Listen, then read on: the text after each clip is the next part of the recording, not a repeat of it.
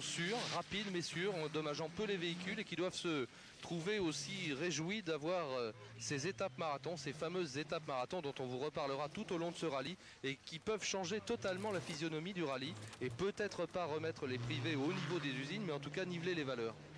Et certaines langues bien déliées nous ont dit, Jean-Luc, après les vérifications, après les reconnaissances du Paris-Dakar, qu'une voiture solide, costaud, peut-être un peu moins rapide mais qui ne casse pas, pouvait être un atout maître sur le Paris-Dakar 91. Absolument, c'est le cas de ces Toyota qui sont maintenant parfaitement fiabilisés. Vous voyez Gérard Sarrazin qui a fait de la course de côte à une certaine époque, qui est un garçon sympathique, d'un calme à toute épreuve et qui est parfaitement navigué par Gérard Troublé. Évidemment, là, le rôle du navigateur est tout à fait symbolique, puisque les reconnaissances à pied, bien sûr, nous vous le rappelons hier, ont servi simplement à déterminer une vitesse relative de passage, mais dans leur cas, vous le voyez, il n'est pas du tout important de grappiller quelques places, il est surtout important de ne pas partir loin derrière, de ne pas être handicapé par la poussière des premiers dans les premières spéciales. Avec son numéro 214, ce Toyota Land Cruiser de Gérard Sarrazin. Et revenons donc sur les événements importants déjà de ce début de course, c'est-à-dire on a frôlé le tonneau tout à l'heure pour Kenshi Nozuka qui est passé très très fort dans les derniers virages de ce prologue. Et Patrick Tambay, lui, vous l'avez entendu, bien abîmer sa voiture à cause d'un cric qui apparemment lui est tombé sur les pieds parce qu'il était mal serré. Ça l'a empêché de freiner. Oui, Noël Karl. Je vous précise que Patrick Tambay a effectué un tonneau.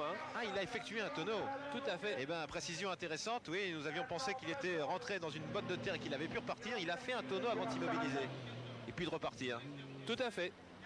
Bah, c'est effectivement un coup de chance remarquable et nous suivons ici les efforts de Carole Vergniaud, bien managé, bien copiloté par Nanouk de Bellabre. C'est le seul équipage entièrement féminin de ce Paris-Tripoli-Dakar.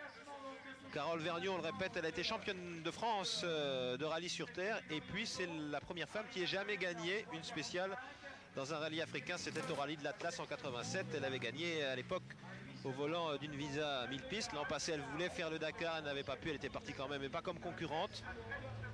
C'est un équipage tout à fait sérieux. Il y a seulement 5 femmes cette année dans le Dakar. C'est un équipage qui peut très bien viser une victoire en catégorie. Carole est intelligente, elle est observatrice, elle est venue dans les meilleures conditions qui soient, c'est-à-dire sans aucune pression, en pilotant une voiture de presse, simplement pour repérer le terrain, s'habituer aux différences de couleurs, de texture du sol, etc. Voir quels étaient les types de pièges que l'on rencontrait en Afrique. Carole est très très rapide, c'est un excellent pilote, donc championne de France des rallyes sur terre. C'est quelqu'un qui va remarquablement vite, qui a été pilote d'usine Citroën pendant longtemps, vous le rappeliez tout à l'heure, qui a donc remporté une étape dans un rallye africain, et pour une femme c'est tout à fait exceptionnel et elle peut faire très mal dans cette catégorie et surtout à ses coéquipiers. Donc un niveau de recrutement très élevé pour Toyota avec Raté, Lacaze, Sarrazin et donc Carole Vergniaud qui sont tous des pilotes sûrs et rapides. Derrière Carole Vergniaud, nous suivrons encore une Toyota avec une autre femme, Kaori Okamoto. Carole Vergniaud en termine sur ce parcours du prologue de Pérignat sur Allier, petite bourgade au sud-est de Clermont-Ferrand. C'est le prologue officiel de Clermont-Ferrand. 3 km 700 pour donner donc l'ordre des départs en Afrique.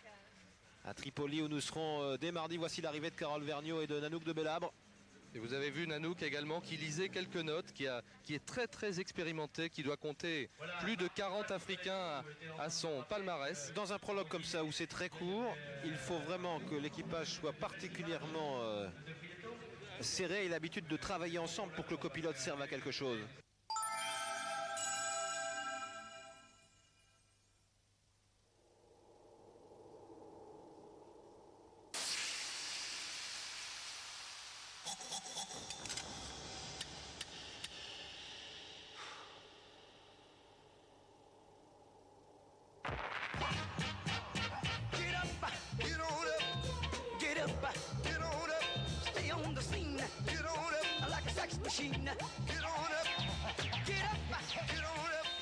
L'eau, l'air, la vie.